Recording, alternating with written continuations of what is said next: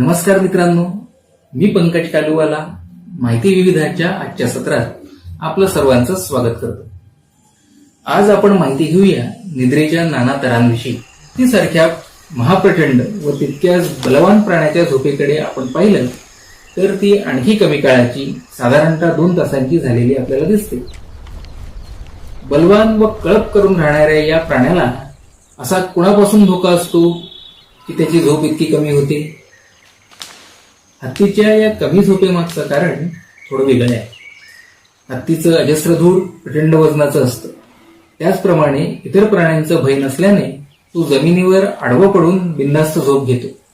पण तसं असल्यामुळे तो जर जास्त काळ एकाच अवस्थेत पडून राहिला तर प्रचंड वजनामुळे त्याच्या शरीरातल्या अवयवांचं नुकसान व्हायची शक्यता असते.